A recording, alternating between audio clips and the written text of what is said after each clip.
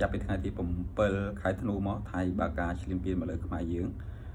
ហើយប្រហែលថ្ងៃមុននេះក៏ឃើញពលរដ្ឋថៃបានចេញមកបាតកម្មដើម្បីទាមទារឲ្យពលយោធាថៃបញ្ឈប់ការឈ្លានពានខ្មែរ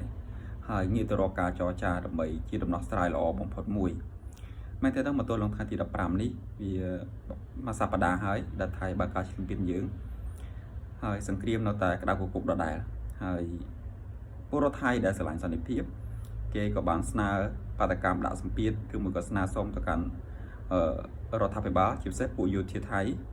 ឲ្យបញ្ឈប់សង្គ្រាមហើយងាកមកចរចាដូច្នេះបានន័យថាបើទោះបីជាពលរដ្ឋថៃដែលច្រើនចង់ឃើញទាហានខ្លួនឈ្លានពានខ្មែរប៉ុន្តែយ៉ាងអន់ណាស់ក៏មានពលរដ្ឋថៃដែលគេស្រឡាញ់សន្តិភាពពិតប្រាកដក៏គេមិនចង់ឃើញសង្គ្រាមបែបនេះដែរព្រោះសង្គ្រាមមានតែការខាត់បងហើយខាត់បងអ្នកដែលក្រីក្រគឺរងទុក្ខហើយអាយុជីវិតរបស់កូនចៅអ្នកស្រុកដែលទៅធ្វើទាហានក៏បានបាត់បង់ជីវិតទៅទៀតដូច្នេះសង្ឃឹមថាសង្គ្រាមនេះនឹងឆាប់បញ្ចប់ទៅចុះនេះគឺជាអ្វីដែលពលរដ្ឋថៃដែលចេញមកបាតកម្មបានសេជាបដាក៏ដូចជាស្រែកទៅកាន់រដ្ឋាភិបាលឲ្យបញ្ឈប់សង្គ្រាមជាបន្ទាន់